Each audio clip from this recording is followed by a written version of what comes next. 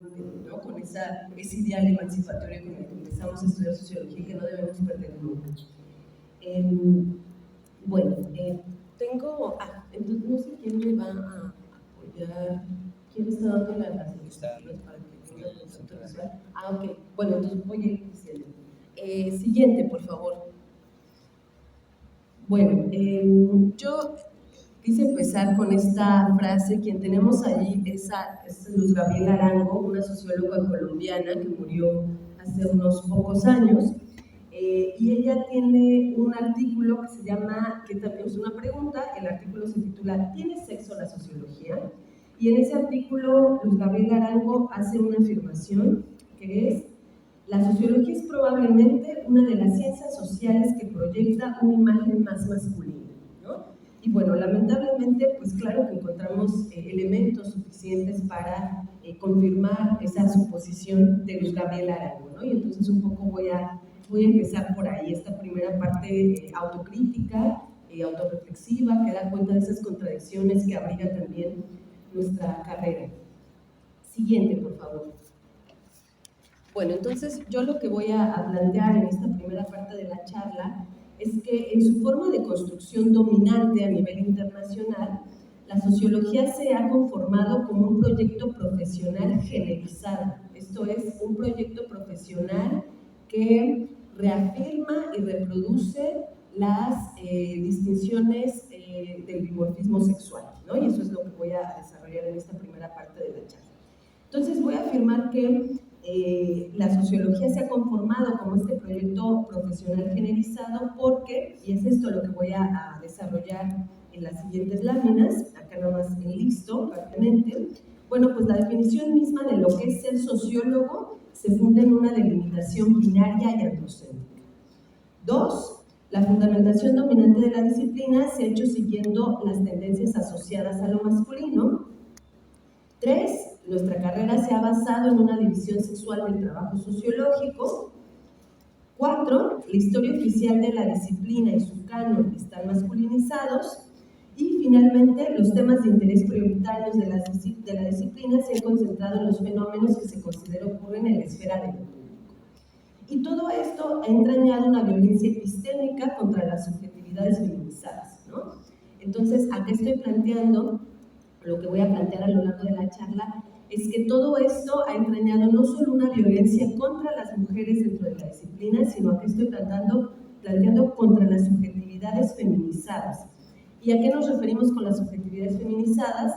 Me refiero con esto a eso que planteaba Francesca Gargalo acerca de, ella nos hablaba, por ejemplo, de los pueblos originarios como mujeres sociales, ¿no? Esto es, ella nos planteaba las poblaciones indígenas en América Latina no se les ha otorgado un pleno estatus de agentes, sino que han sido sujetos susceptibles de tutelaje, ¿no? Y entonces por eso habla de esta conformación como si fueran mujeres sociales. Esto es una subjetividad subalternizada.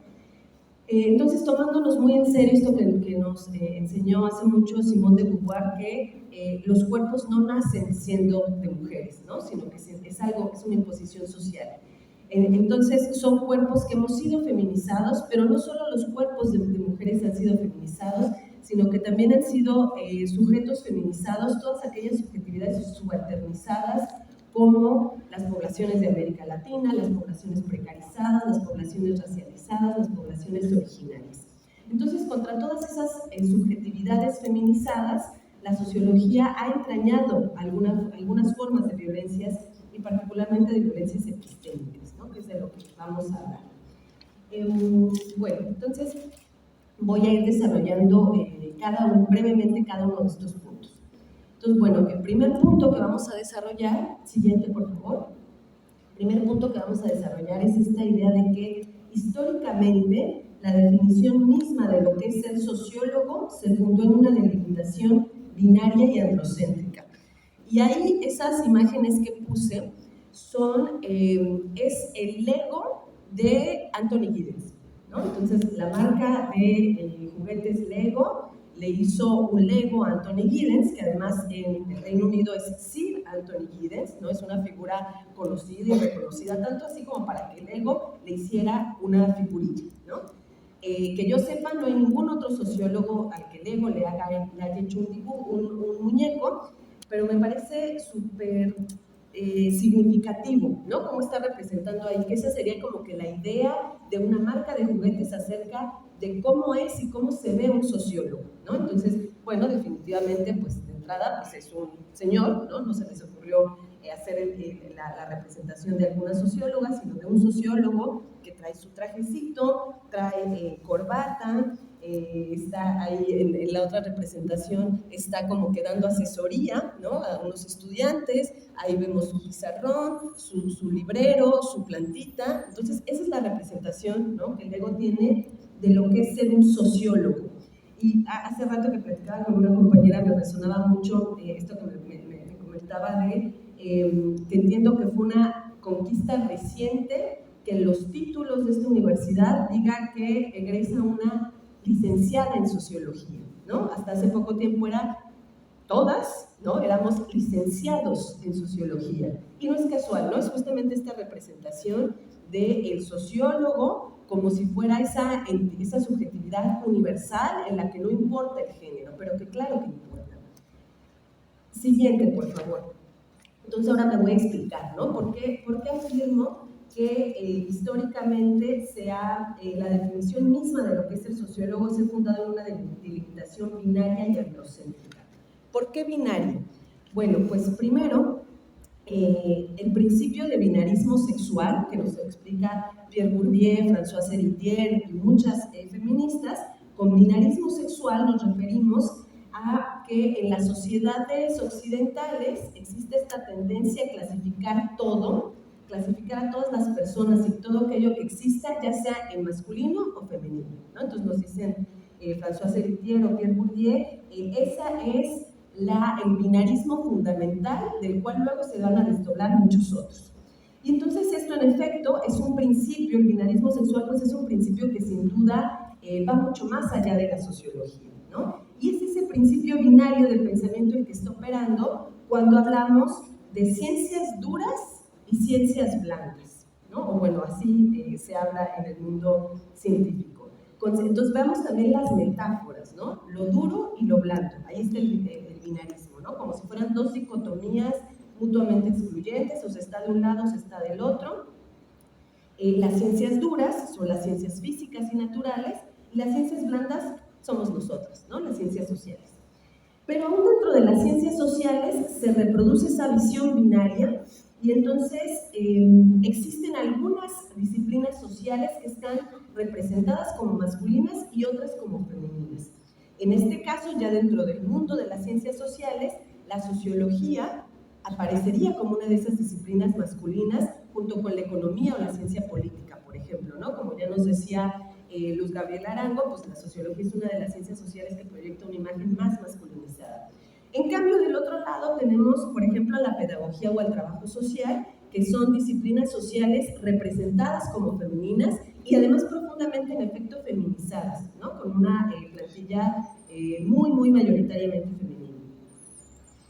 Aún si nos vamos ya solo dentro de la sociología, ese binarismo se sigue representando porque hay algunas subespecialidades de la sociología que son representadas como masculinas y otras que son representadas como femeninas. Y por supuesto, aquello que es representado como masculino tiene mayor prestigio, ¿no? Entonces, dentro de la sociología hay subdisciplinas como la sociología política, la sociología económica, sociología de la ciencia, sociología del conocimiento, que son simbolizadas como masculinas, y existen otras subespecialidades de la sociología representadas como femeninas, como sociología de la cultura, del cuerpo, de las emociones, por supuesto la sociología de género.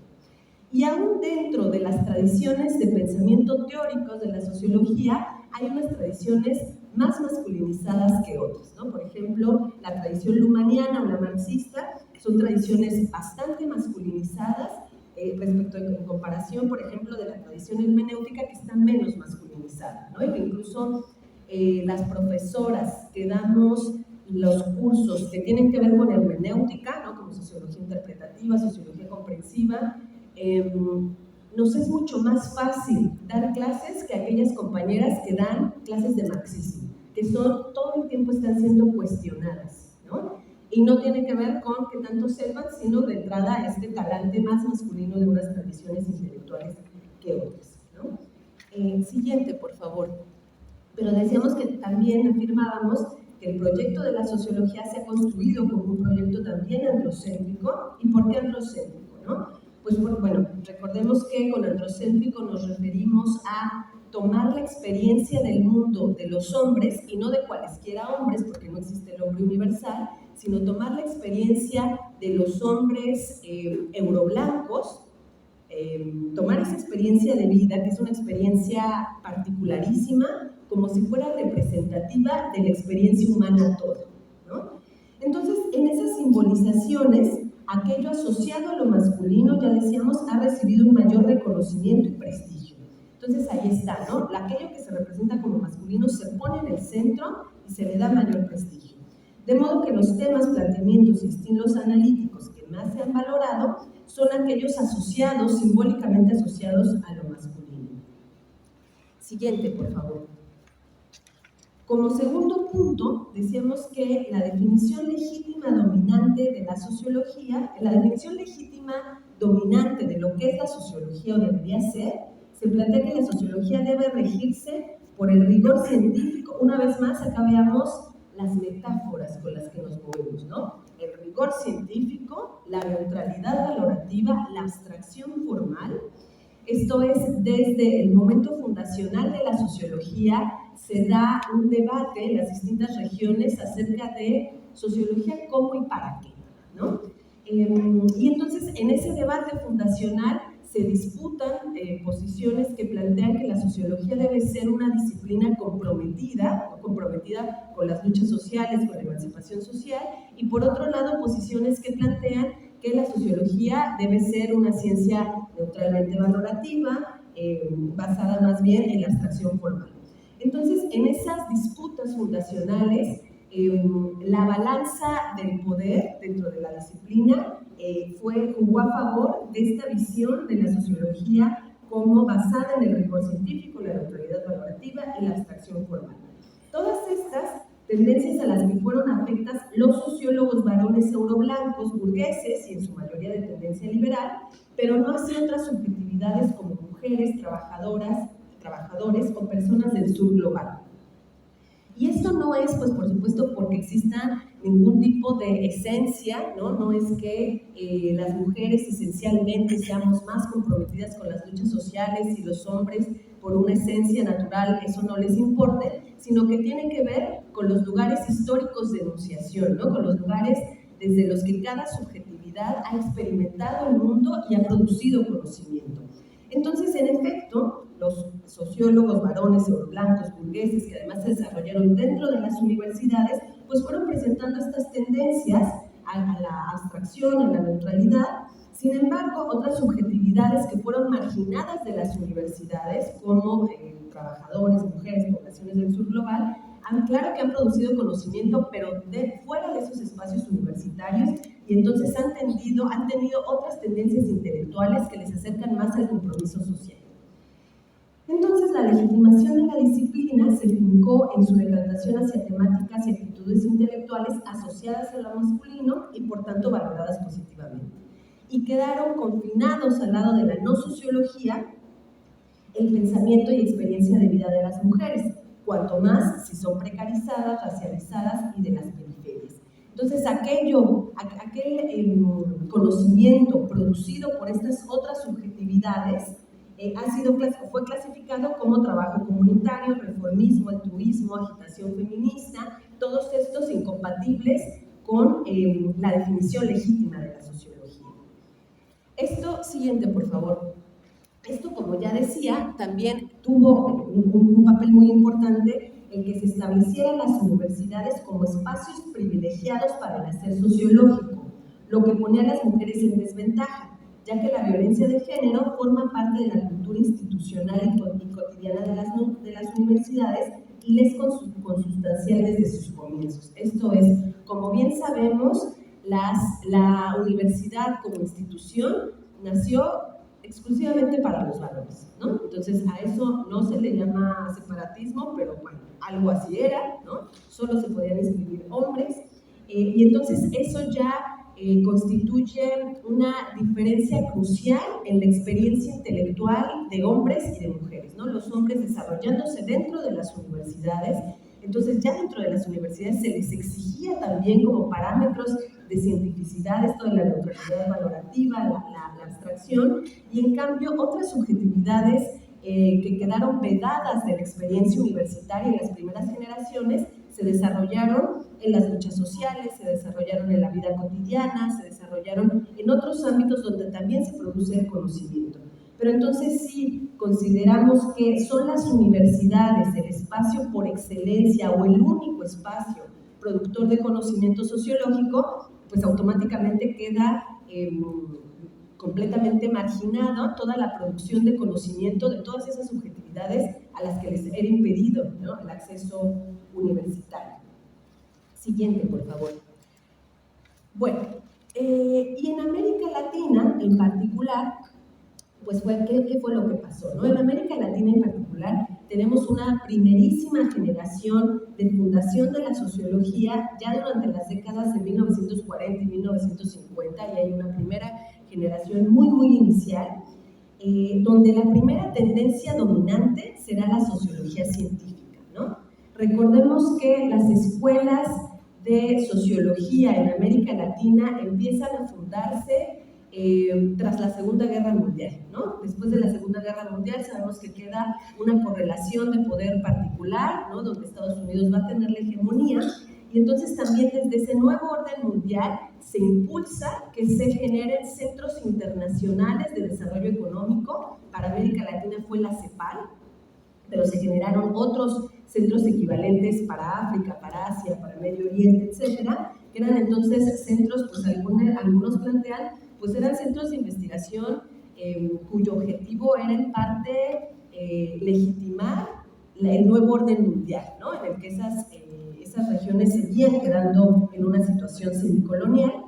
Y entonces, en ese contexto, esos centros de desarrollo como la CEPAL impulsan la creación de escuelas de sociología, ¿no? Y así fue como entonces se fundó la primera escuela de sociología, que sería después la Facultad de Ciencias Políticas y Sociales de la UNAM, con este ímpetu entonces del sociólogo desarrollador, ¿no?, del sociólogo modernizador, del sociólogo que iba a ser la orientación para desarrollar y modernizar los países de lo que en ese entonces se llamaba el tercer mundo. Y entonces esta es la muy primera generación de sociólogos en América Latina, cuya tendencia dominante fue lo que se llamó sociología científica, que en sí mismo pues ya nos dice bastante, como digo, con este talante de una sociología desarrollista, modernizadora, donde entonces había un prototipo muy claro del sociólogo, el masculino, que iba a ayudar a desarrollar un país.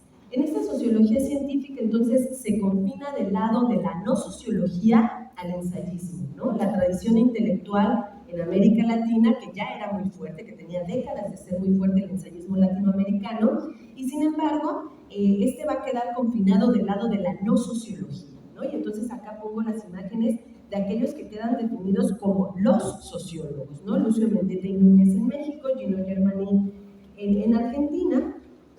Siguiente, por favor. Entonces, la sociología científica es aquella que se considera cumple los criterios positivistas de neutralidad valorativa, formalismo, especialización, rigurosidad. Una vez más, pensemos en las metáforas: rigurosidad, seriedad, precisión, refinamiento. O sea, las metáforas tienen un dejo, profundamente falonarcisista y también hasta clasista, ¿no? Esto del refinamiento. Este refinamiento de los procedimientos de investigación con técnicas de análisis numérico, todos estos elementos asociados a lo masculino. Y en cambio quedan confinados del lado de la no sociología los trabajos ensayísticos de carácter más interdisciplinario, trabajos periodísticos de poesía, autobiografías, expresiones de la cultura popular. Todos estos géneros, como dice Alicia Salomone, eran géneros no canónicos, o sea, ¿no?, completamente distintos de los géneros canónicos de la enciclopedia, del libro, del manual. Por el otro lado está la poética, las autobiografías, los cuentos, géneros en los que más habían destacado escritoras mujeres en el periodo del ensayismo latinoamericano previo a la sociología científica. Y acá pongo las imágenes de algunas de esas figuras que ahora reconocemos, vamos recuperando como sociólogas, ¿no? Como una Rosario Castellanos, que en sus poemas, que en sus obras de teatro hay ahí, por supuesto, análisis sociológico, ¿no? Gabriela Mistral, Victorio Campo y muchas otras que forman parte de la tradición del ensayismo latinoamericano que no han sido integradas a los estudios formales de sociología. Siguiente, por favor. Entonces, sigo con esta enumeración de los aspectos por los que afirmo que la sociología se ha constituido como un proyecto profesional generalizado y masculinizado, ¿no? Bueno, pues existe una división sexual del trabajo sociológico que se ha ido desarrollando con las generaciones. Siguiente, por favor. En esa división sexual del trabajo sociológico, pues ha operado una estructuración binaria de la disciplina, por la que ha habido una socialización sociológica diferenciada para hombres y mujeres, de modo que hemos desarrollado disposiciones y posibilidades profesionales diferenciadas según el género.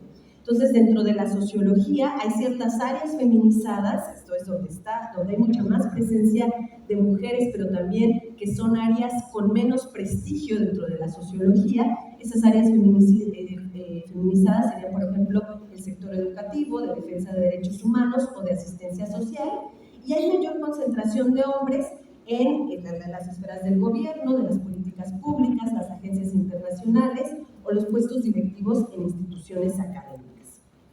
Siguiente, por favor.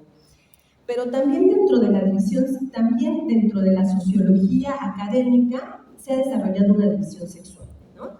Entonces, una división sexual del trabajo en la sociología académica, por el que las académicas mujeres nos hemos especializado, así lo voy a decir, en la gestión, en lo que yo acá llamo el trabajo reproductivo de la vida académica cotidiana, ¿no? Esto es, si nos fijamos, suelen ser las profesoras quienes llaman a reuniones para que el cuerpo docente se junte y platique de las problemáticas. Solemos ser las profesoras quienes nos juntamos para agitar y que se haga una unidad para que revise, para que dé atención a las violencias de género. Solemos ser las profesoras quienes hacemos todas estas actividades que no dan puntos en el SNI, que no se remuneran, pero que son el trabajo reproductivo de la vida académica cotidiana. Son todo ese trabajo para la conservación del capital social que se requiere para sostener materialmente las comunidades educativas, incluyendo la edición y la traducción, ¿no? Es algo que nos hemos dado cuenta, que la edición es una de esas áreas donde las mujeres han destacado y cómo solemos tener la idea de la edición de libros, de textos, como un trabajo secundario, ¿no? Y sin embargo, sin ese trabajo editorial en el que las mujeres hemos sido protagonistas, pues no existirían muchas de las obras que son tan importantes, ¿no? Para la sociología. Pensemos simplemente que no existiría nada más y nada menos que Economía y Sociedad de Max Weber si no lo hubiera editado, compendiado, trabajado su esposa Marianne Schnittke, ¿no? Y así con muchos textos, ¿no? Un libro súper importante de Schutz y Luckmann, en el que fue la esposa de Schutz quien recuperó esos textos del escritorio de Schutz, ya difunto, hizo la recopilación, hizo el orden del libro, etc. Entonces, muchos libros que son muy importantes para nuestra formación. El mismísimo Capital de Marx nos cuentan en un libro que se llama Amor y Capital, que fue toda una empresa familiar, ¿no? En la que las 3 hijas de Marx eran sus secretarias particulares, ¿no? Donde ellas eran quienes hacían las transcripciones, le buscaban las citas, le corregían el estilo, y también la propia Jenny, la esposa de Karl Marx, tuvo una participación importante en el Capital, como esto, ¿no? Como editora, como compendiadora de citas. Entonces, muchos de los libros más importantes de la historia de la sociología han tenido la mano del trabajo editorial de mujeres, y eso no lo solemos reconocer.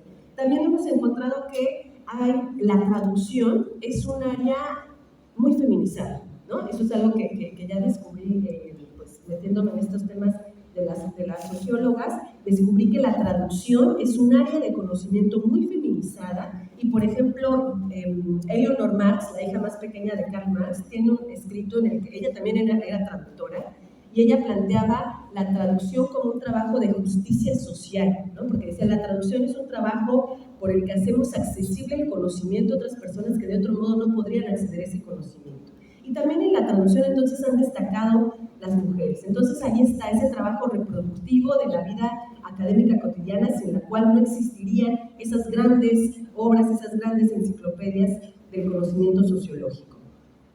En cambio, los académicos varones, pongo ahí, son más productivos.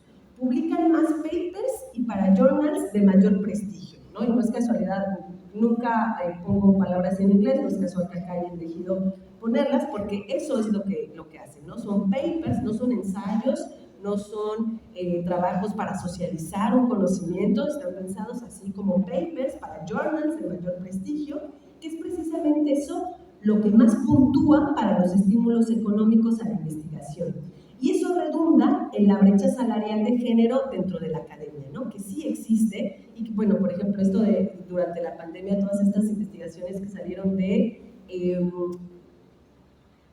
investigadores varones que estaban publicando más que antes de la pandemia, ¿no? O sea, era un oasis, entonces ya no perdían tiempo en los traslados, entonces, y en muchas otras cosas como las relaciones sociales, etcétera, entonces pudieron publicar más. Y en cambio las investigadoras publicaron menos durante la pandemia, ¿no? Porque tenían que estar trabajando en sus domicilios, cuidando hijos, tomando las clases virtuales con sus hijas e hijos. Entonces ahí se ve, ¿no? Todo ese desequilibrio de poder en las relaciones cotidianas que redunda en esta brecha salarial de género dentro de la academia. Como siguiente punto, ¿no?, de la constitución histórica de la sociología como un proyecto generalizado, siguiente por favor, esto, ¿no? La historia oficial y el canon disciplinar de la sociología se hallan masculinizados. Y acá puse este meme maravilloso que nos encontramos por ahí en la red, lo que quiere decir que hay muchas personas pensando en esto. Bueno, memazo en el que están los grandes clásicos de la sociología, los padres fundadores como nos enseñan, están Weber, Marx, Durkheim, están en una cantina, no es casual nada de ese meme, están en una cantina echándose un trago y están diciéndose entre ellos, está chida tu teoría, carnal, ¿me la contarías de nuevo? ¿No? Que pues hace referencia a esto que dice Celia Amorós de la ciencia históricamente se ha ido constituyendo como una corporación masculina, ¿no?, recuperando el concepto de Rita Segato, en la que se validan entre los hombres, ¿no?, y además entre los hombres de las élites, ¿no?, particularmente. En realidad, estos clásicos sí que tuvieron interlocución con otras mujeres, sí que dialogaron con ellas, sí que trabajaron con ellas, bueno, pero es un meme satírico, ¿no? Entonces, hace referencia como a esa validación más bien estructural, institucional, en la que son las élites masculinizadas quienes van validando qué es y qué no es ciencia y qué es y qué no es sociología. Siguiente, por favor. Entonces, bueno, con esto de la historia oficial y el canon masculinizados, pues nos referimos a esta insistencia en narrar la historia de la disciplina en términos de nuestros padres fundadores. Porque así nos lo enseñan y hasta parece que nos debería dar mucho orgullo, ¿no? Hasta sentimos que tenemos que saltar a defender a Durkheim, a Marx, a Weber, porque nos lo enseñan así, ¿no? Como una cosa de orgullo. Entonces yo digo que acá hay todos los paralelismos, pues con el chauvinismo nacionalista, ¿no? Entonces hay un chauvinismo disciplinario, un chauvinismo nacionalista, y ambos son profundamente patriarcales. Entonces nos enseñan esta historia de la sociología basada en estos padres fundadores como si fueran grandes personajes heroicos, solitarios y paternales, lo cual en sí mismo es una forma bastante asociológica de contarnos la historia de la sociología, porque clase 1 de metodología, el primer semestre de sociología nos enseñan que el conocimiento es una producción colectiva, ¿no? Pero clase 1, en teoría 1, nos enseñan al gran Durkheim, ¿no? Entonces ahí hay una disonancia, ¿no? Bueno, entonces con esta insistencia en esta pauta narrativa de los padres fundadores, ha habido, como sabemos, una borradura de las mujeres y del resto de subjetividades feminizadas del registro de la historia disciplinar. ¿no? Por ejemplo, acá, esto que nos dice Spivak, ¿no? De las mujeres, dice, son las subalternas de los subalternos. Entonces, bueno, todas esas subjetividades feminizadas han quedado borradas del registro de la historia oficial de la sociología. Y esto ha traído consigo, como lo plantea Raquel Huereca, una socióloga mexicana de la UAM, ella nos habla entonces de una sociología cíclope, ¿no? El cíclope es esta figura de la mitología griega, que pongo ahí una imagen para que nos lo imaginemos. El cíclope es entonces esta figura mítica que es un señor muy potente, ¿no? Con mucha fuerza, agresivo, enojón, pero tiene solo un ojo, ¿no? Entonces siente el muy, pero solo tiene un ojo. Entonces nos dice Raquel Huereca, pues así es la sociología dominante, ¿no? Es una sociología cíclope. ¿Por qué cíclope? Por androcéntrica, ¿no? Porque solo tiene ojo para ver la experiencia de vida de los hombres, pero además ni siquiera de los hombres latinoamericanos, que la mayoría son racializados y precarizados. La sociología dominante tiene ojo para dar cuenta de la experiencia de vida de las élites masculinas euroblancas que no se parecen nada a los hombres que hay aquí tampoco, ¿no? Siguiente, por favor. Como siguiente punto, esto de la sociología como un proyecto profesional generalizado, pues nos encontramos con que ha habido una preeminencia temática en la disciplina, por la que la disciplina se ha concentrado en los fenómenos que se considera ocurren en la esfera de lo público, dejando en segundo plano la esfera privada e íntima de la cotidianidad que se asocia a lo femenino. Y entonces acá encontré esta imagen que se me hizo buenísima, que en realidad alude a la economía feminista, pero aplica también para esto que planteamos para la esfera de lo público y de lo privado en el estudio sociológico, ¿no? Entonces, vean esa imagen como hay una puntita que sale, es una punta pequeña, y esa es el ámbito de lo público, ¿no? Entonces, en esa punta que es la visible, dice público, productivo, mercado, calle, visible, economía. Entonces, esa es la mirada cíclope, androcéntrica, que solo alcanza a ver aquello que se considera ocurre en la esfera de lo público. Y lo que no se alcanza a ver es lo que queda abajo del agua, que es la mayoría, ¿no? Entonces, lo que no se alcanza a ver es lo privado, lo reproductivo, la comunidad, la casa, la ética de los cuidados, todo eso queda como invisible, ¿no? Entonces, bueno, en la economía ha pasado esto, como nos anuncia esta imagen, y entonces la economía feminista es la que ha recuperado la importancia de aquello que ocurre en el ámbito privado e íntimo, pero en la sociología ha ocurrido lo mismo, ¿no? La preeminencia temática ha estado en aquello que se considera ocurre en la esfera pública. Siguiente, por favor. Y todo esto, como ya decíamos, ha ejercido violencia epistémica contra las mujeres, pero no solo contra las mujeres, sino, como ya hemos dicho, contra todas las subjetividades feminizadas. Y entonces acá pusimos un meme, este sí fue de producción propia del proyecto del que yo vengo. Este meme, pues ustedes se acordarán, el año pasado fue muy popular, era el changuito diciendo no me hará daño tal cosa, y podía ser muchas, ¿no? Entonces, en este caso, el changuito se pregunta, ¿y no me hará daño estudiar sociología así? ¿Así cómo? Así sin leer sociólogos. Pero también tendríamos que en realidad hacer muchos memes equivalentes, ¿no? Porque también al changuito, por supuesto que también le hace daño estudiar sociología sin leer sociólogos latinoamericanos. Le hace daño al changuito estudiar sociología sin estudiar sociología hecha por personas no binarias. Al changuito le hace daño estudiar sociología sin leer nunca sociólogas lesbianas. Al changuito le hace daño estudiar sociología sin estudiar sociología hecha por personas que viven con discapacidad. Todo eso le hace daño al changuito, ¿no? Pero le hace daño a la sociología sobre todo, ¿no? Porque entonces es muchísimo lo que dejamos fuera. Siguiente, por favor. Y entonces acá voy a dar el concepto de violencia epistémica. Recordemos que, bueno, epistemología es una de estas palabrotas, ¿no? De la que luego también nos sentimos tan orgullosos cuando aprendemos y podemos usar, pero en realidad pues es una palabrota para expresar algo sencillo, ¿no? La epistemología es esa rama de la filosofía que se dedica al estudio del conocimiento. Esto es, la epistemología se plantea esas preguntas cruciales de cuáles son los criterios para afirmar que algo es conocimiento. ¿no? ¿Cómo podemos tener certeza de que las afirmaciones, las conclusiones a las que llegamos en nuestras investigaciones, en efecto nos dicen algo válido acerca del mundo? Esa es la epistemología. Y entonces con violencia epistémica nos referimos a cualquier práctica científica, disciplinar, cognitiva, que intencionalmente o no invisibiliza, margina, borra, invalida las aportaciones de determinadas subjetividades sociales a la construcción, discusión y difusión del conocimiento científico.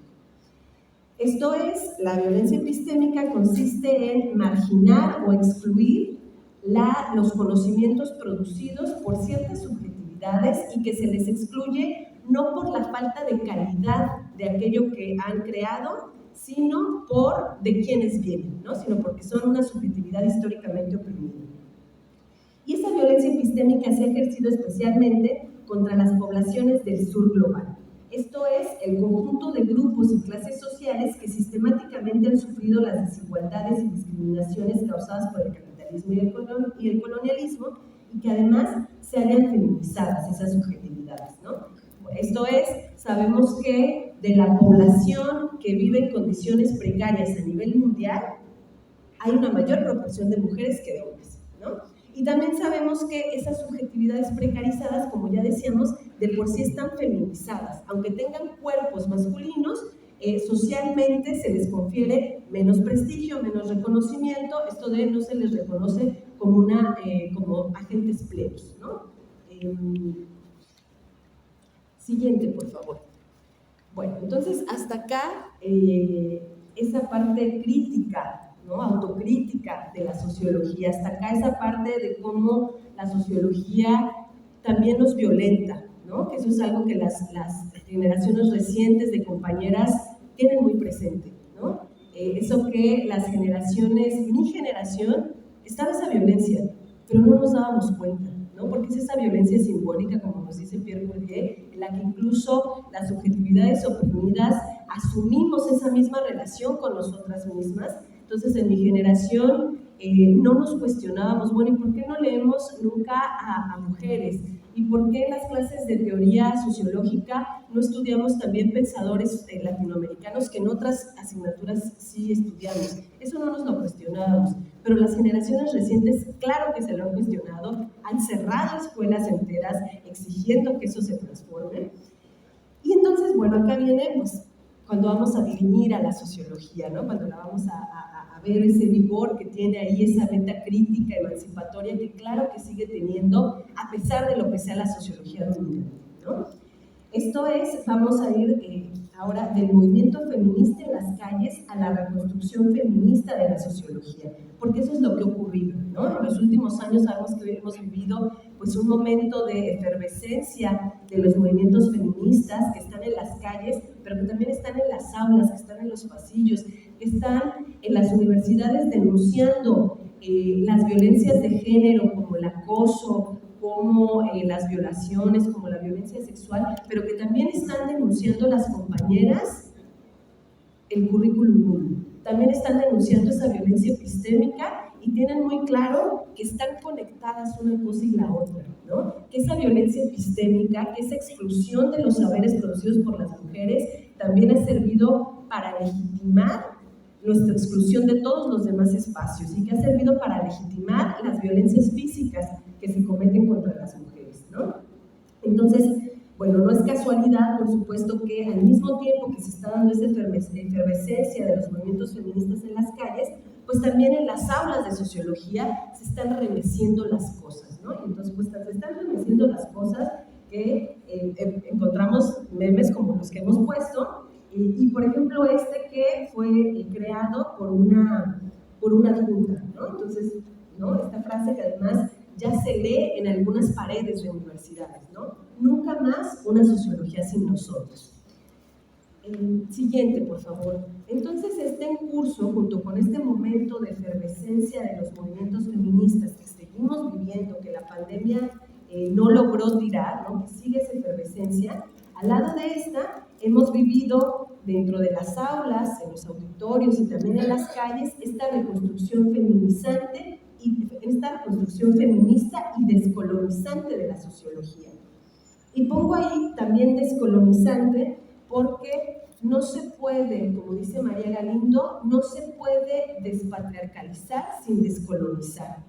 Porque después de todo fue la invasión europea la que trajo a esto que ahora llamamos América Latina, fue la invasión europea la que trajo a Abya Yala ese principio binario de división del mundo, ¿no? Los pueblos originarios de Abya Yala, algunos claro que reconocían esta distinción masculino-femenino, pero no como una dicotomía, sino como una dualidad complementaria, ¿no? Esta idea de este concepto náhuatl de ometeo, ¿no? La complementariedad, la energía masculina y femenina que no están en relación jerárquica, sino que son complementarias, y esta idea incluso que está en muchas de las deidades originarias, ¿no? La de una deidad que a veces es masculina y a veces es femenina, ¿no? Estas subjetividades en tránsito. Eso era parte del pensamiento de los pueblos originarios. Y es en realidad la invasión europea la que implanta, la que impone esta visión binaria del mundo de lo masculino y lo femenino como una jerarquía. Entonces, por eso, nos dice María Galindo, no podemos despatriarcalizar sin descolonizar también. Entonces, esta reconstrucción feminista de la sociología, ¿en qué consistiría? ¿No? Y bueno, yo encuentro acá 3 puntos cruciales. Esa reconstrucción feminista de la sociología, y pongo este cartel, es un llamado en la Universidad Nacional de Colombia, en Bogotá, a hacer un mural, ¿no? Entonces le pusieron, ¿dónde están las sociólogas? Y se ve ahí una figura de una socióloga como desdibujada, ¿no? Entonces es esta idea de, nos borraron, bueno, pues nos vamos a retrasar, vamos a ponernos ahora en un mural bien grandote, y en efecto ahora figura en la Universidad Nacional de Colombia, en Bogotá, pues un mural donde ahí están las sociólogas, ¿no? Después de que se les había borrado, bueno, pues ahora hay un mural bien grande que representa sociólogas europeas y también latinoamericanas. Bueno, entonces esa reconstrucción feminista de la sociología, ¿en qué consistiría? Yo acá encuentro 3 puntos cruciales. 1, reescribir la historia disciplinar. 2, transformar la idea que tenemos de lo que la sociología es y de quiénes son sus sujetos epistémicos legítimos. Y 3, un desplazamiento del lugar de enunciación sociológica. Y es eso lo que voy a desarrollar para ir ya cerrando la charla. Siguiente, por favor. Entonces, bueno, primer punto, ¿en qué consistiría la reconstrucción feminista de la sociología? Primer punto, reescribir la historia de la disciplina. Y reescribir la historia de la disciplina nos llevaría entonces a romper con la ficción de que la sociología nació como una actividad y un saber de hombres en los que recientemente se ha permitido participar a las mujeres y otras subjetividades subalternizadas. Eso es falso, ¿no? Y conecta con, veamos el tercer punto que pongo ahí, que dice rehistorizar, explorar y profundizar en los vínculos históricos desde las primeras fases de conformación de nuestra disciplina entre la sociología, el movimiento feminista y su pensamiento crítico.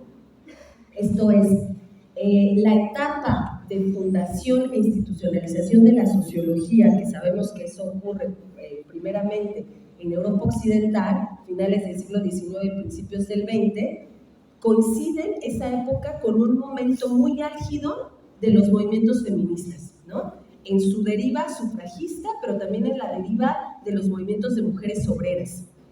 Entonces, al mismo tiempo, cuando nos explican la historia del nacimiento de la sociología, pues nos hablan de la erupción del capitalismo, de la industrialización, de la urbanización, pero no nos hablan de que también esas son décadas en las que los movimientos sufragistas y los movimientos de mujeres obreras eran fuertísimos. Entonces, ¿cómo no iba a haber influencia, no? ¿Cómo no iba a haber influencia en la fundación de la sociología cuando también estaba en el ambiente de la época la irrupción muy fuerte del feminismo? Entonces, por supuesto que hay relación, hay vínculos entre el feminismo de finales del siglo XIX y principios del XX y la fundación de la sociología. Existen esos vínculos. De manera muy clara, pues pensemos un Weber, un Simmel, que son cercanísimos a una de las líderes del movimiento feminista de la época, como es María Schnittger, ¿no?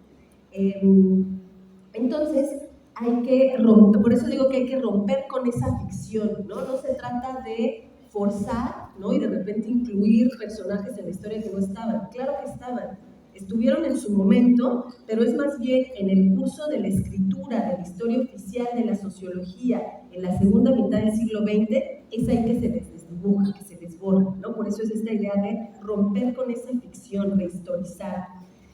Y entonces esto tiene que ver con despatriarcalizar la pauta narrativa de construcción de la memoria sociológica. O sea, romper con esa pauta de padres fundadores. Si buscamos padres fundadores, eso es lo que vamos a encontrar, ¿no? Y bueno, también, por supuesto, en esta metáfora de los padres fundadores, y por eso ya en el proyecto del que yo vengo ya tratamos de no hablar de las madres de la sociología, porque también entendimos que hay que movernos, desplazarnos de esa metáfora de la familia nuclear, donde las mujeres lo que podemos ser es ser madres y los hombres lo que pueden ser es ser proveedores. Hay que movernos de esas metáforas y pensar más bien en comunidades, ¿no? Comunidades de diálogo, comunidades dialógicas, comunidades de pensamiento, más que como si fuera una familia con mamá y papá, ¿no? Entonces hay que despatriarcalizar esa pauta narrativa de construcción de la memoria sociológica, dejar de empeñarnos en esto de buscar padres fundadores, y eso lo podemos hacer atravesando algunas preguntas cruciales, muy sencillas. ¿Y qué hay de las mujeres? ¿Dónde están? ¿Cuáles mujeres? ¿No? Porque no existe la mujer universal. ¿Y qué hay de las mujeres latinoamericanas? ¿No? Esas, las subalternas de los subalternos. ¿Y quién tiene el poder? Y esta de quién tiene el poder es crucial porque también nos pueden salir con el cuento de ay, pero si en las carreras de sociología ya hay un chorro de mujeres, ¿ya qué más quieren? Pero conforme vamos subiendo en la pirámide, vamos siendo cada vez menos, ¿no? Entonces, claro, en las bases, en el estudiantado de primeros semestres, hay muchas compañeras. Pero si ya nos vamos, si subimos unos estratos y llegamos a profesoras de carrera de tiempo completo definitivas, ahí ya no hay muchas mujeres. Ahí ya la proporción vuelve a ser bastante desigual. Y si nos vamos que a la junta de gobierno de la universidad, ahí ya es 2, 3 mujeres, ¿no? Esto es, si llegamos a las élites tomadoras de decisiones, ahí hay muy pocas mujeres. Y sí hay mujeres, hasta hay escuelas de ciencias sociales, no voy a decir cuáles, hay escuelas de ciencias sociales que tienen directoras, pero eso puede no hacer ninguna diferencia. Puede que sí, en el mejor de los casos, claro que hace una diferencia, pero puede que no haga ninguna diferencia, porque también las mujeres, para avanzar en este juego de la academia, sin querer, sin darnos cuenta, nos imponen una masculinización. Y entonces muchas veces las mujeres que terminan en puestos de toma de decisión ya han asumido que sirven a los intereses masculinos, ¿no? Los intereses de la política masculina, sin darse cuenta, sin mala intención. Entonces, por eso es muy importante esta pregunta crítica del feminismo de ¿y quién tiene el poder? No es nada más de que haya muchas mujeres, eso está muy bien, pero también ¿y quién está en los puestos de toma de decisión? ¿Y cómo se toman las decisiones? ¿No? ¿De acuerdo con qué criterios? Y ahí está esto de quién tiene el poder.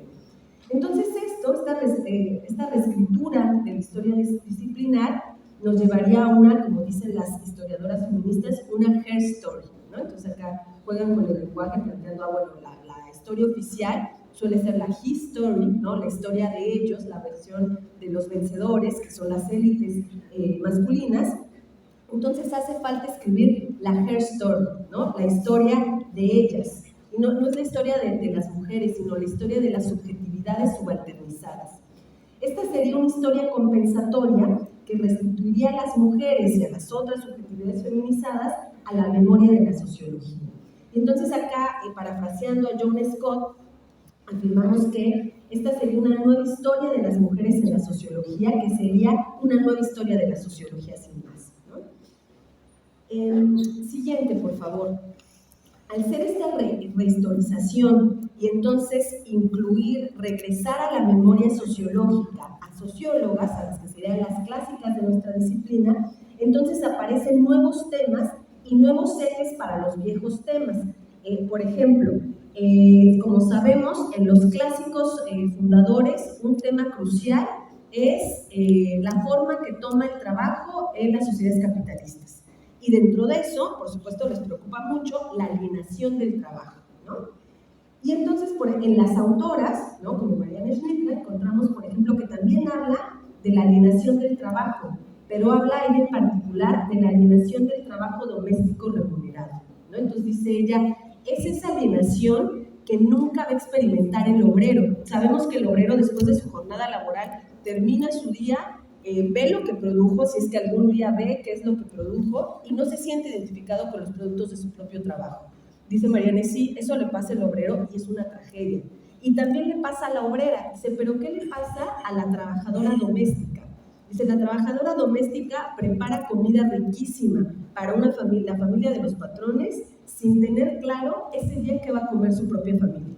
Dice, esa es la alienación del trabajo femenino, que nunca va a experimentar un obrero, que va a experimentar la trabajadora del hogar. Entonces ahí está, ¿no? Son los temas de la generación de clásicos, pero vistos desde los márgenes, ¿no?, desde la experiencia de vida de las mujeres. Entonces, la diversidad de experiencias de vida de las mujeres complementa, enriquece, complejiza, confronta, cuestiona y transforma los supuestos disciplinares. Transforma, le da otra forma a los supuestos disciplinares. Entonces, la diversidad de experiencias de vida de las mujeres hace aportaciones particulares a la sociología, constituye una otra teoría sociológica, afirmamos. Siguiente, por favor. ¿Y qué características o tendencias tiene esa otra teoría sociológica? Y ahora, acá repito, ¿no? ¿Por qué encontramos en las clásicas algo así como una otra teoría sociológica? Repito, no es por ninguna esencia femenina, es por la posición social que a las mujeres se ha asignado en las sociedades capitalistas. Entonces, por ejemplo, Marianne Schnittler nos dice, para analizar una sociedad hay que saber cómo se siente. Y no se siente igual la sociedad cuando se vive desde un cuerpo que ha sido simbolizado como de hombre que cuando se vive desde un cuerpo simbolizado como mujer. Se experimenta distinto la sociedad, no por una cosa de esencias, sino por la posición social y de poder que se ha conferido a una y otra subjetividad. Bueno, entonces encontramos que en las clásicas de la sociología hay ciertas tendencias teóricas compartidas, como cuáles. Bueno, pues parten de problemas prácticos de la vida cotidiana, de casos empíricos o de coyunturas específicas. Entonces encontramos en ellas una teoría localizada, no desde una pretendida universalidad. Además, encontramos una teoría para documentar las opresiones e intervenir en su transformación social. Entonces encontramos que muchas veces ellas se posicionan contra esta idea del laboratorio social, ¿no? Una idea que a veces encontramos, bueno, particularmente en los hombres de la Escuela de Chicago, ellos hablan de la ciudad como un laboratorio social, así como, ay, mira, qué oprimida vive la gente, qué interesante, vamos a analizar a esos especímenes, qué interesante es la pobreza, ¿verdad? Y por ejemplo, Jane Addams, que es de la misma época de la Escuela de Chicago, ella plantea, no se trata de hacer de la ciudad un laboratorio social, se trata de intervenirlo, se trata de sacar a las personas de su sufrimiento, no de verlo como algo muy interesante a analizar. Además, las clásicas de la sociología eligen adoptar el punto de vista de subjetividades no hegemónicas, aun cuando algunas de ellas también venían de ciertos sectores de élites, eligen ver a la sociedad desde abajo, porque ellas también en muchos aspectos eran marginales. Pensemos la experiencia de una Harriet Martineau, quien se reconoce ya como la primera socióloga, y era sorda, ¿no? Imaginémonos en el siglo XIX ser sorda y andar haciendo investigación social, pues seguro no era fácil, ¿no? Ahí había cierta posición de marginalidad. O imaginémonos una Rosa Luxemburgo que era polaca, que en su adolescencia, que vivió casi toda su vida en Alemania, pero que en su adolescencia se le prohibió hablar polaco, ¿no? Por estas relaciones de dominación que había entre Alemania, Rusia y Polonia. O pensemos en la propia Rosa Luxemburgo, que estuvo muchas veces encarcelada, ¿no?, por su activismo político, que tenía una cojera, por ejemplo. Entonces, vivieron muchas de ellas cierta condición de marginalidad. Entonces, es desde esa marginalidad que les interesó explorar, analizar el mundo. Además, encontramos en ellas una teoría afectiva y encarnada, particularmente interesada en el tema del sufrimiento, ¿no? Hemos encontrado eso, que en casi todas las clásicas de la sociología un tema explícito es el sufrimiento. Además, encontramos en ellas una teoría formulada para hacer accesible a la población en general, incluidas las infancias. Le hablan a un público que va más allá de sociólogos profesionales. Pensemos en una Clara Zetkin que tenía un periódico de agitación comunista, pero que tenía una sección específica para las infancias. O una Harriet Martineau que hizo toda una serie de textos dirigidos a las infancias para explicarles la economía política, ¿no? Con dibujos. Entonces es una sociología abierta al público en general, incluidas las infancias. Siguiente, por favor. Además, encontramos en ellas estilos alternativos de hacer teoría sociológica a través de formas no canónicas de escritura. Una sociología, ya decíamos, alternativa a la sociología enciclopédica, porque encontramos que muchas de ellas desarrollan su pensamiento en correspondencia, en artículos periodísticos, diarios de viajeras, historias de vida, discursos políticos, biografías, autobiografías, poesías, cuentos, novelas, manifiestos, panfletos, discursos, ensayos. Hay quienes han planteado a las clásicas de la sociología como las novelistas sociólogas, ¿no? Porque le han entrado ese género, al cuento, a la novela, a la poética.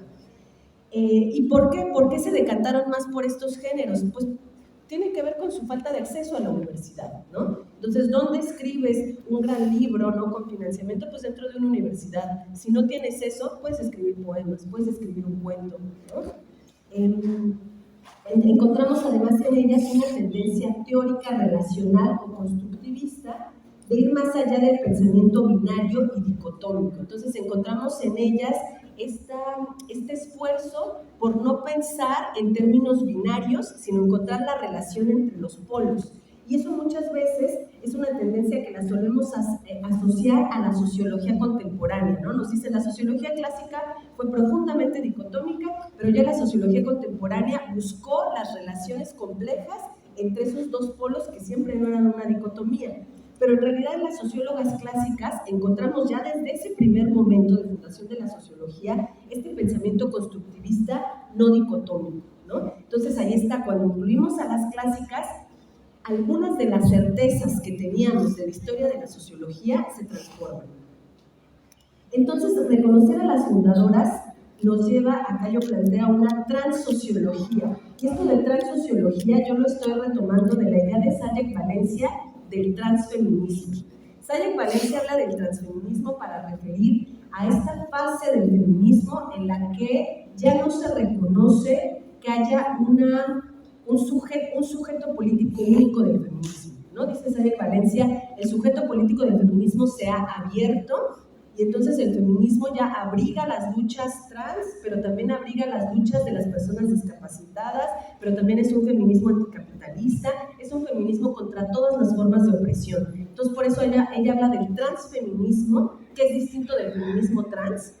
Y con transfeminismo se refiere esto del feminismo ha abierto su idea de cuál es el sujeto político del feminismo. Entonces yo acá retomo esa idea de Sayek Valencia que me encanta. Digo, bueno, entonces, ¿por qué no pensar en una transsociología? Esto es, se abre, se amplía y se diversifica el sujeto epistémico de la sociología. Esto sería una sociología sin un sujeto epistémico único ni privilegiado, ¿no? Porque entonces si estamos diciendo que puede haber sociología en un mural, que puede haber sociología en un poema, que puede haber sociología en un cuento, entonces la sociología ya no es solo algo que produce alguien que hizo un doctorado en sociología en Oxford, ¿no? Sino que la sociología también puede estar, hay reflexión sociológica en muchísimos espacios también extrauniversitarios. Siguiente, por favor. Entonces, reconocer a las clásicas va más allá, siguiente, por favor. Reconocer a las clásicas va más allá de incluir en nuestro repertorio algunos textos escritos por mujeres, ¿no? Recordemos que acá, que ya estoy cerrando, acá estaba planteando qué significaría la reconstrucción feminista de la sociología. Y decía, primer punto, reescribir su historia. Segundo punto, decía, se trastoca la idea que tenemos de lo que es la sociología. Y acá está esto, ¿no? Reconocer a las clásicas va más allá de incluir en nuestro repertorio algunos textos escritos por mujeres. Esta reconstrucción feminista de la sociología trastoca el corazón mismo de la sociología, transforma la idea que tenemos de lo que la sociología es, ¿no? Si reconocemos que en un poema o que en una autobiografía, ¿no? que se puede hacer sociología desde la cárcel, como lo hizo Rosa Luxemburgo, bueno, pues entonces ahí estamos, se está trastocando la idea que tenemos de lo que es la sociología. Entonces, de lo que se trata es de recuperar, como digo, no solo meter en nuestro repertorio ya con, bueno, ya me leía la Simone de Beauvoir, ya leía Judith Butler, ya Palomita. No, se trata de recuperar estas pensadoras desde la ruptura epistemológica del feminismo interseccional. Y sabemos que el feminismo interseccional es este enfoque que reconoce que no hay una mujer universal, sino que las mujeres no solo somos oprimidas por nuestra condición de género, sino también por una condición de clase, por una condición racial, colonial, etc. Entonces, mujeres siempre hay que preguntarnos cuáles. Entonces, eso es el feminismo interseccional, dar cuenta de la intersección, ¿no? del entrecruce de los distintos sistemas de opresión en la vida de las mujeres y también de muchísimos hombres, ¿no? Entonces hay que recuperar a las pensadoras desde la ruptura epistemológica del feminismo interseccional, y esto equivale a aprender al mundo social y a la producción de conocimiento desde otro lugar de enunciación, desde los márgenes. Y entonces acá, esto es este planteamiento de las cosas no se ven igual de arriba que de abajo. El mundo social, ya decíamos que para analizar el mundo social hay que saber cómo se siente. Y no se siente igual viviéndolo desde las élites que viviéndolo desde los márgenes, ¿no? Entonces nos dice Celia Amorós, la orilla de la silla también es un buen lugar para mirar, porque desde la orilla de la silla se ve el horizonte, ¿no? Entonces, para recuperar esta idea, ¿no? De que desde los márgenes vemos cosas que no se ven desde el centro, que no se ven desde arriba. Esto lo podría haber expresado usando a muchas filósofas, a muchas sociólogas, pero decidí aquí poner a una rapera, ¿no? A Sara Eve. También para ser consecuente con esto que decimos de la sociología no solo está en la enciclopedia, la sociología también está en las canciones de rap. Van a tener un evento de rap ustedes, ¿no? Qué chido. Ahí está esa visión amplia de la sociología, ¿no? Donde la sociología tiene que ver con bailar, tiene que ver con mover el cuerpo, tiene que ver con hacer poesía, tiene que ver con no dejar de ser lo que somos. Porque la mayoría de estudiantes de sociología vienen de barrios populares, vienen de pueblos, muchos estudiantes de sociología vienen de pueblos originarios, y no tendríamos por qué olvidar eso que somos, sino reconocer que en esos barrios y en esos pueblos también hay creación sociológica rica y que eso nutre a la sociología académica. Entonces, bueno, decidí poner a la Sara Eve con esta hermosísima frase que dice en una de sus rolas: la carencia da potencia, ¿no? O sea, es esto de, desde esta situación jodida en la que me ha dejado este sistema, desde esta situación precarizada, desde esta situación que me ha racializado, voy a luchar contra esa situación, pero también desde ahí aprehendo al mundo y logro ver cosas que desde las élites no podría alcanzar a ver, ¿no? Y bueno, pensemos simplemente que en efecto hay muchas raperas, hay sociólogas que sí son raperas, ¿no? O sea, hay que estudiaron sociología y luego se hicieron raperas, o que ya eran raperas y luego estudiaron sociología, ¿no? Como Rebecca Lane, esta socióloga guatemalteca que es rapera también. Y bueno, entonces ahí está, ¿no? Me pareció un ejemplo real, ¿no? Muy chido de cómo en América Latina se está haciendo sociología desde otros espacios. Siguiente, por favor.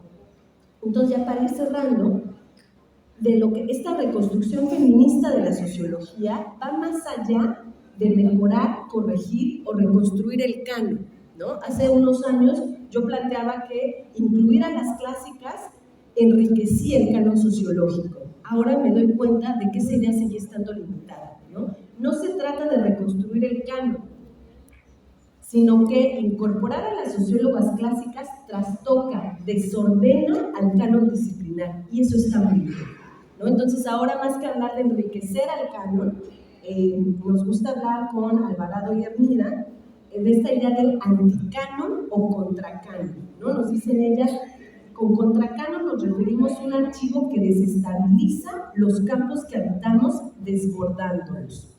Y nosotras, en el proyecto del que yo vengo, nos gusta a veces jugar hablando de que entonces lo que queremos en todo caso es un canon pagano, ¿no? Si a fuerza queremos hablar de canon, decimos un poco de broma, pues entonces un canon pagano, ¿no? Porque pensemos que la idea, el concepto de canon viene de la religión, o sea, ya desde ahí debemos arquear la ceja, ¿no? Y preguntarnos, ¿y por qué tendría que haber un canon en una ciencia si se supone que la ciencia es crítica? Canon hay, pues, en los dogmas religiosos, ¿no? Y sin embargo usamos la expresión de canon.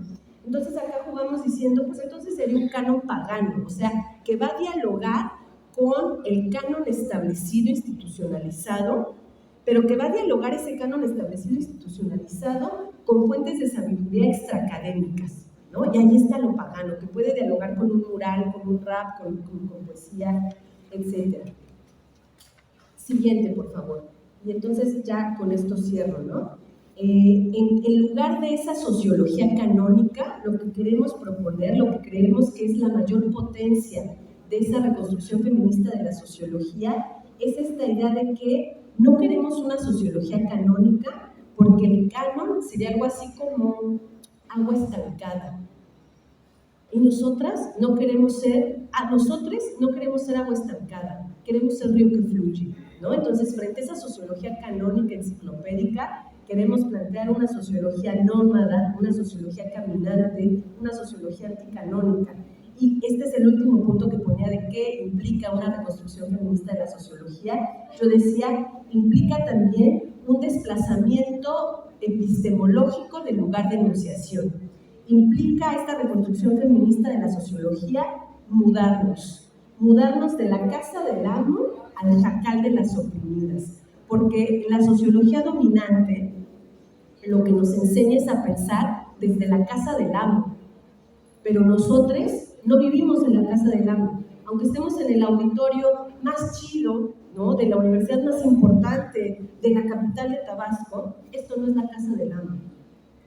Somos esas subjetividades racializadas, precarizadas, periferizadas. Entonces somos esas subjetividades subalternizadas. Entonces se trata de mudarnos de la visión que nos enseñaron de la casa del amo al jacal de la oprimida, que es en realidad en donde vivimos y queremos agitar para que no exista casa del amo ni jacal de la oprimida, ¿no?, sino que pueda haber bienestar también para las que ahora son oprimidas. Bueno, y entonces yo con esto cierro. Siguiente, porfa. Y bueno, mucho de lo que les he platicado acá sale de pues un proyecto de intervención educativa que se llama la participación femenina en la sociología, y ya existe un primer insumo, existe este cuaderno de trabajo que se llama la participación femenina en la sociología clásica. Ese QR, si lo acercan, bueno, si desde su lugar con el celular, debería agarrarlo, por eso lo pusimos ahí. Y también traemos unos cuantos ejemplares físicos para obsequio.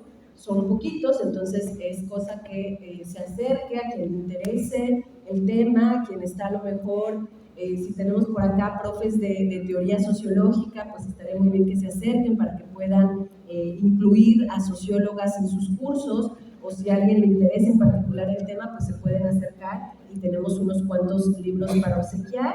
Y pues bueno, yo lo dejaré aquí, espero no haberme excedido mucho en el tiempo y que pues tengamos ocasión de entablar diálogo. Y muchísimas gracias por su generosa escucha.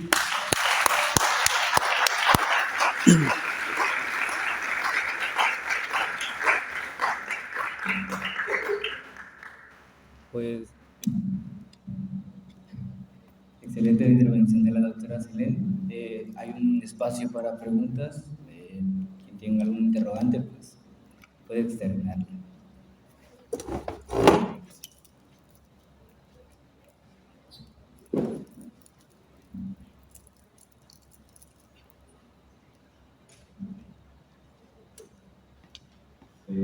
Pensando otra, unos días, escucharlo, más que preguntas complicadas.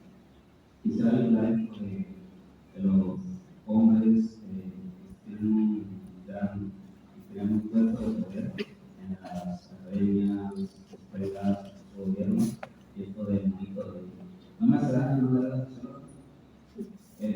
Bueno, cuando hay un grupo que, por ejemplo, que lo que es la sociología, antropología, historia, que tengan acostumbrados a ser directores, autores, academias, o sea, profesores muy reconocidos. Yo creo que cuando nos llega una propuesta, una petición, que llegue alguien, puede ser una feminista, que se incomode su presencia, lo que digan, lo que puedan hacer, lo que no puedan hacer. Y no les permitan espacios, y no es que tengan el derecho moral o intelectual de permitirles esos espacios, o de qué hacer o qué no hacer, no tienen el poder de permitirles, pero como también un puesto directivo, un puesto laboral, que les da acceso a esos espacios que no se puede hacer. Y les incomoda tanto o llegan a permitirles porque les está dando daño no a las sociólogas, no le da otro tipo de lecturas, no tiene otras perspectivas, no deja que las personas se acerquen y todo tipo de cosas les ha hecho tanto daño, incluso el la democrática, la actividad, no sé, con algunos digamos, y pues llegan a enojar eso puede ser, porque no estamos tanto tiempo, otro mundo, incluso llegan a boicotear, no sé, eventos de este tipo, y si su año no necesito. Es lo que quería decir. Muchas gracias.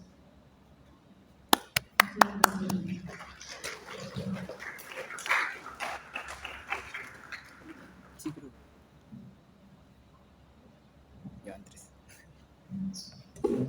Yo tengo una pregunta. Por ejemplo, al menos en su opinión, ¿qué opina, digamos, de ese separatismo dentro de los cuerpos no femenino? ¿Cómo, digamos, las mujeres, digamos, tocan más femenino y otras masculinidades? ¿Cuál es su opinión, digamos, al separatismo que existe en estos temas?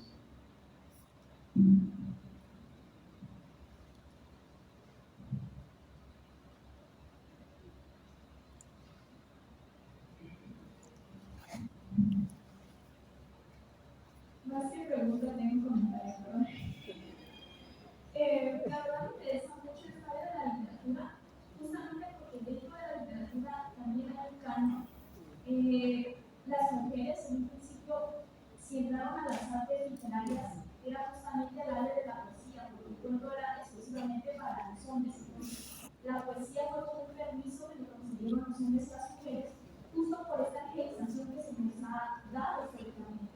Justo porque nos ven como una divinidad, como algo bello que puede como perpetuar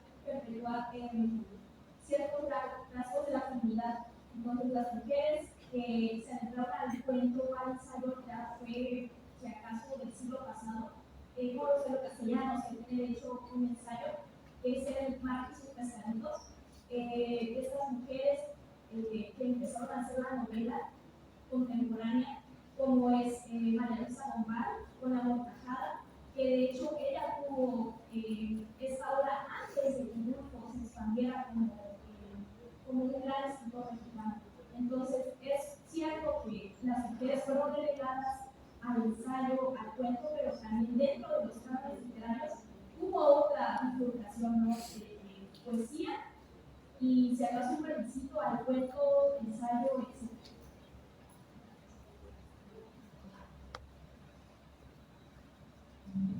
Buenos días. Bueno, es una pregunta y otro comentario. En la parte de la historia, bueno, sabemos que las ciencias sociales tienen que ser multidisciplinarias, o sea, la sociología no puede hacer un estudio completo en antropología, en política, etc. En la parte de la historia se me hace muy interesante porque hay dos cuestionamientos. Uno es el hecho de que en la historia siempre ha estado dominado por ya lo vemos desde Heródoto, o sea, desde hace 4000 años hasta la actualidad. Lo que más resuena con historiadores, entonces por lo tanto la parte de la historia de feminista, la historia de género, pues está un poquito desplazada, está un poquito relegada. Entonces, ¿cómo proponía igual este cambio en la historia? O sea, ya en la disciplina histórica, tal vez no es su área de especialización, pero la historia también es un factor fundamental Y la otra es que precisamente estas corrientes historiográficas también han impactado mucho en la sociología. Bueno, yo hice una ponencia sobre cómo la misma historia ayudó a que la sociología se consolidara en el siglo XX. Entonces, la misma historiografía que utiliza es esta historia de los hombres, esta historia de los grandes hombres, los grandes héroes, esta historia cronológica que impacta, que incide en que muchos grupos, no solo las mujeres, sino muchos más grupos como los LGBT, las personas de los afrodescendientes, etcétera, pues se han invisibilizado. O sea, hay que hacer un impacto también en las otras carreras, porque si la sociología, vamos a verlo como algo como una carrera, ¿no? Si la sociología avanza, pero las otras disciplinas como la de historia o la ciencia política se quedan relegadas, pues va a ser áreas que siempre van a estar dominadas por hombres y que van a estar atrasadas en esta área. Y sobre todo yo propongo que la historia es más, bueno, es fundamental, porque pues es el hecho del pasado, es la manera en que se legitiman discursos, la manera en que se fundamentan muchas teorías, muchos fundamentos. Vale. Muchas felicidades, la verdad que estuvo bastante bien. Yo quería hacer una pregunta. Bueno, yo sé que usted ha trabajado temas de mujeres sociólogas, que también hay como un núcleo en su facultad y también de otras universidades que han estado organizando para que se tome en cuenta la literatura de mujeres científicas, sociólogas, etcétera, porque pues, los planes de estudio aún siguen siendo muy antiguos o si se actualizan, nunca ponen a sociólogas que nosotros vamos a leer. Hace poco apenas fue que creo que el año pasado, fue que pude leer a varias teóricas, y evidentemente pues son cosas que normalmente no se ven, y bueno, tenemos una visión muy sesgada sobre cómo se abordaban esos temas, ¿no? La pregunta aquí es, bueno, usted que haya estado inmersa en estos temas y que en su escuela lo han usado o ha funcionado, ¿qué podría recomendar a nosotros como estudiantes o inclusive como profesores, a los que están presentes, para poder insertar de cierta forma a estas teóricas o de qué manera podemos abordarlas que sea un poco fácil o el acceso o eso?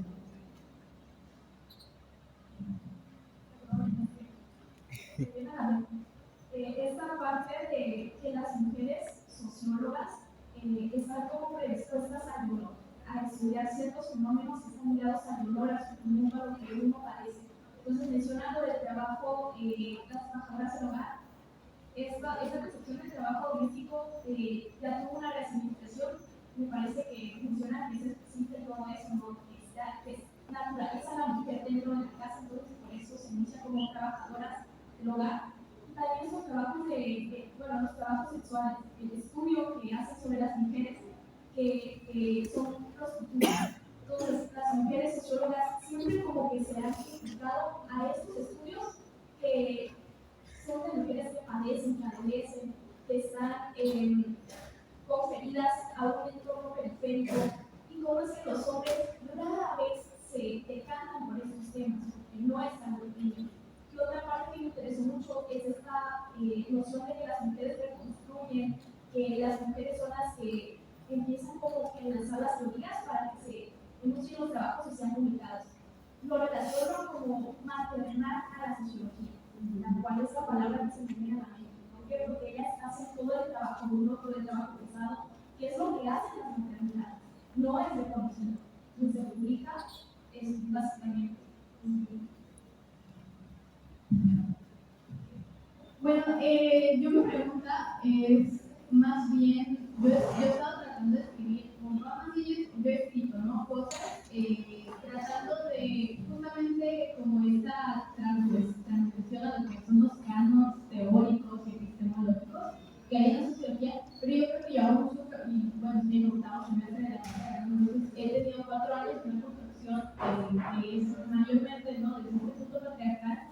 Y no solo se refleja cuando yo hablo de las mujeres, que siento que ahí no tengo tanto problema, sino cuando hablo de otras subjetividades, ¿no? De estas otras comunidades feminizadas, como lo son los pueblos originarios, las personas indígenas,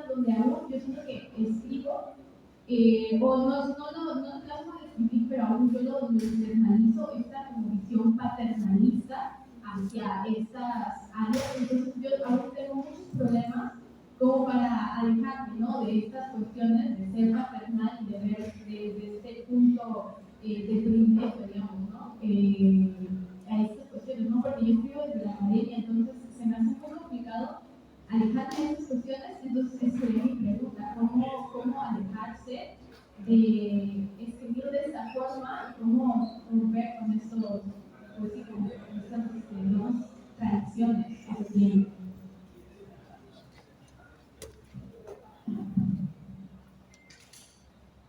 ¿Alguna otra pregunta? Bueno, pues muchísimas gracias por los comentarios, por toda la retroalimentación. Sí, bueno, primero esto que se había decía Ramsés de que luego estos eventos hasta son boicoteados. Sí, pero bueno, pues también como son personajes como muy cobardes que nos hacen estos boicots, siento que eso ocurría más bien en línea, ¿no? Cuando tenemos actividades en línea, eso nos pasó varias veces. Y yo diría que hasta nos fue fortaleciendo, ¿no? O sea, me acuerdo perfecto la primera vez que nos pasó. Les digo que yo vengo de un proyecto de investigación, entonces somos varias compañeras, y me acuerdo perfecto la primera vez que nos pasó. Bueno, nos descolocó, solo hablábamos de eso, ¿no? Después de la conferencia, entre nosotras solo hablábamos de eso, a pesar de que toda la exposición había salido muy bien. Los últimos 2 minutos nos los boicotearon, pero nuestra atención se fue hacia allá. O sea, ahí sí lograron fastidiarnos emocionalmente en la actividad. Pero como después nos siguió pasando, pues resultamos fortalecidas de eso, y pues hasta con más ganas, ¿no? Hasta con más ganas terminamos haciéndolo. Luego de esto del separatismo, ¿cuál es mi opinión? Pues mi opinión es que hay momentos que ese separatismo es necesario. O sea, hay momentos en que las mujeres necesitamos juntarnos entre nosotras porque sencillamente hay algunas experiencias dolorosas o no dolorosas, también experiencias que tienen que ver con el placer sexual, que no nos vamos a sentir cómodas platicándolas con hombres, ¿no? Y necesitamos estos momentos pues estar con nosotras mismas, ¿no? También necesitamos momentos de organización interna para actividades específicas, ¿no? Pero el horizonte para mí no es separatista. O sea, en táctica hay momentos en que necesitamos estar solo entre nosotras, necesitamos organizarnos entre nosotras, eso nos da fuerza, también porque a veces necesitamos simplemente descansar de tanta violencia patriarcal, necesitamos sentirnos en un momento de seguridad, lo que claro no significa que hombres violentos y mujeres buenas, pues no, también hay violencias entre compañeras mujeres. Sin embargo, hay momentos que necesitamos sentir que podemos relajarnos un poco, ¿no? Necesitamos momentos organizativos solo entre nosotras, pero repito, para mí el horizonte es luchar codo a codo con los compañeros, ¿no? Con los compañeros pues, de clase, ¿no? En eso soy bastante marxista, ¿no? O sea, un separatismo táctico, pero el horizonte para mí es no separatista. Luego, esto de que también hay una masculinización dentro del canon literario, completamente cierto, y esto de que la poesía era algo como también muy, en principio muy masculinizado, pero también por otro lado, pienso en esta reflexión de Audre Lorde, que me encanta. Ella tiene este ensayo así que tal cual, segundo se llama así: para las mujeres la poesía no es un lujo, ¿no? Entonces dice esto de, bueno, es que la poesía también es un género que puede ser muy femenino, porque a lo mejor entre tener que cuidar a tus hijos y tener que gestionar la vida cotidiana y maternar y todas estas cosas que nos imponen hacer a las mujeres, pues no te va a dar la vida, y además no vas a tener el financiamiento, porque tiene que ver con las violencias estructurales también. Esto que decía de, ya no son muchas las profesoras de carrera de tiempo completo definitivas, que entonces serían quienes tienen las mejores condiciones para producir un gran libro, ¿no? Que sea una investigación de muchos años. La mayoría de las mujeres no están en condiciones de eso. pero sí está, como ella misma dice, pero entre ir al súper y lavar la ropa, puedes agarrarte un cachito de papel y escribir cómo te sientes, ¿no? Entonces, en ese sentido también, por eso dice, la poesía para las mujeres no es un lujo, ¿no? Entonces creo que, bueno, ahí la poética es algo de lo que nos hemos ido apropiando a la fuerza, pero que ya es, de algún modo, también un género muy importante también en la historia reciente para las mujeres, ¿no? Luego, esto de la historia, ¿no? ¿Cómo darle la vuelta a estas tendencias en la historia? Bueno, pues primero plantear que en todas las disciplinas está ocurriendo esta revolución feminista, hasta en esas que llamamos ciencias duras, o sea, también en la biología, en la química, en la genética, están dándose estas revoluciones porque, repito, el movimiento feminista de las calles ha sido tan fuerte que ha remecido también todas las ciencias, ¿no? Entonces, yo creo que la historia de algún modo también ha empezado a ocurrir, por ejemplo, sencillamente esta idea de la hair story, eso es de las historiadoras. Y sin embargo, por supuesto que nos falta muchísimo, ¿no? Entonces, ¿cómo dar la vuelta a estas tendencias en la historia? Yo diría que una forma es a través de las fuentes, ¿no? ¿A qué fuentes recurrimos? Entonces, por ejemplo, algo que a mí me ha resultado fascinante de esto de investigar a las clásicas es encontrar la importancia de la comunicación epistolar, la importancia de las cartas, ¿no? Entonces, por ejemplo, particularmente de Rosa Luxemburgo, se han hecho muchas ediciones de sus cartas. Entonces, hay un libro de cartas desde la cárcel, cartas a sus amores, cartas a sus amigas, y de verdad que en las cartas hay análisis sociológico, político, económico, ¿no? O sea, ella está hablando con su amado y está ahí, bueno, hay una parte, una carta en particular que me gusta mucho, que le escribe a Leo Jojiches, que fue su pareja durante muchos años, y me encanta porque yo digo, es que aquí lo que está planteando es lo que ahora le llaman el manspreading, ¿no? O sea, esto le está reclamando, es que tú crees que me vienes a explicar las cosas, ¿no? Tú crees que yo no sé, tú vienes aquí a darme tus largos discursos, a plantearme yo qué debería pensar. Entonces yo digo, es que nada más le falta la palabra que ahora se usa, pero es el desarrollo de todo el concepto, ¿no? De que lo que compendia esa idea del manspreading, ¿no? Y entonces, en esas cartas, en donde está intercaladas, hay párrafos muy amorosos, que también eso es fascinante leerlo, ¿no? O sea, como que descubrir la personalidad de los autores que leemos es hermoso. Entonces, descubrir a una Rosa enamorada, a una Rosa apasionada, es fascinante, pero que también ahí hay análisis sociológico. Entonces, está intercalado la declaración de amor con el análisis sociológico de, oye, me preocupa mucho cómo está yendo la Revolución Rusa, porque mire, está pasando esto, ¿no? Entonces, eso, ¿no? Como que ver en las cartas hay claves fundamentales. O por ejemplo, siguiendo con esto mismo de Rosa, ahora de Rosa Luxemburgo, se reconoce ahora que Hernán Ubiña, un politólogo argentino, dice, para entender el pensamiento político de Rosa Luxemburgo es tan importante su libro de la acumulación originaria como su herbario. Rosa Luxemburgo fue construyendo a lo largo de su vida un herbario, como ella estudió biología, entonces ella pues, tiene toda esta sensibilidad al mundo natural, y estuvo encarcelada muchas veces, y entonces siempre en la cárcel veía la manera de cuidar un pequeño huerto, ¿no? O sea, se apropiaba, digamos, de un pequeño espacio dentro de la cárcel y empezaba ya a cultivar, y tomaba muestras de las plantas, y entonces llevaba el registro del herbario. El herbario hace un par de años se publicó en Argentina, ¿no? Entonces no ha llegado a México, pero ya existe por ahí el herbario de Rosa Luxemburgo. Y entonces nos dice Hernán Ubiña, es que ahí está también la síntesis del pensamiento ecologista antiespecista de Rosa Luxemburgo. Entonces, como que darle ese giro a las fuentes, ¿no? ¿Cómo reconstruimos la historia? Y pensar, la reconstruimos a través de esto que le llaman la historia social, ¿no? La historia cotidiana, la historia que no está en los grandes libros, sino que está a veces en las pequeñas notas, ¿no? Que está en eso, ¿no? En una carta, en un herbario, etc.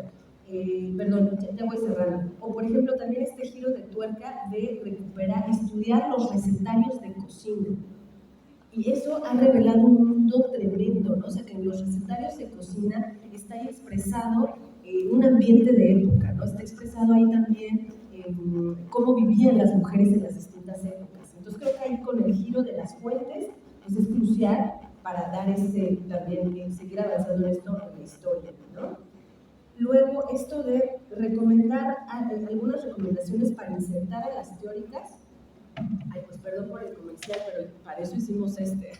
Este libro está pensado para eso, ¿no? Es un libro para dar clase, es un libro para preparar clase, ya tiene sugerencias específicas de cómo incluir a 4 sociólogas en 3 cursos específicos.